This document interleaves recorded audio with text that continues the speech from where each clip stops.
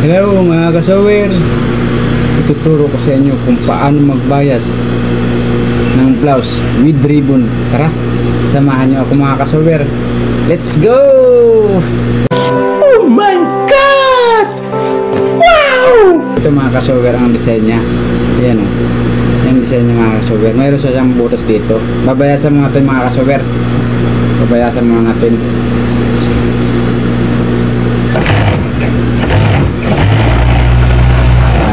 Tapos gugupitin natin dito mga kasawer.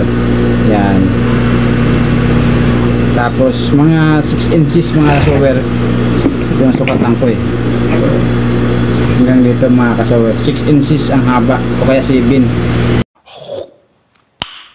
Nice. Depende lang kung anong haba ng ribbon. Yan siya mga kasawer. Dapat lagi dito nakadikit mga kasawer. Huwag maglagpas.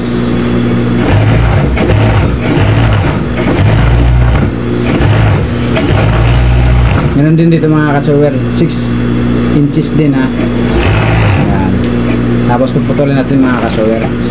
Tapos i-ribbon natin mga kasawer. Yan. Ganyan sa mga kasawer oh. Ribbon. Putulin natin. Nice.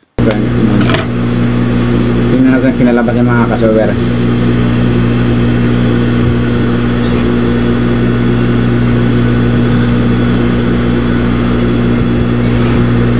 Sa mga kasawer oh. Oh, diba? Ganda. Wow! Oh my God! Wow! Isa pa mga kasawer.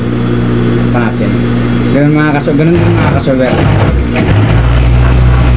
Yan. 6 inches rin. Lagi mong gupitin yung mga kasawer ito para pagdugtong niya hindi insakto lang siya.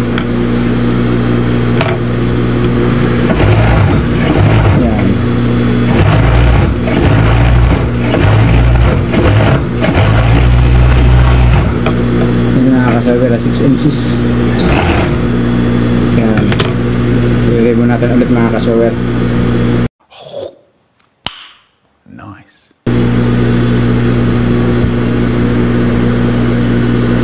Yan. Tuloy natin ng konti.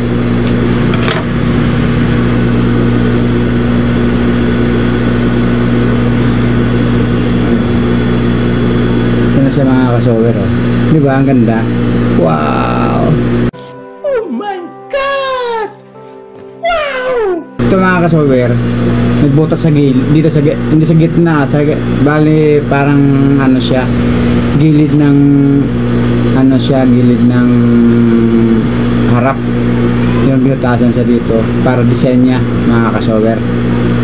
Yan siya. Thank you mga kasawer. Kung nagustuhan nyo ang video, subscribe nyo po ako sa aking channel, Joseph Padasas Vlog. Thank you so much mga kasawer.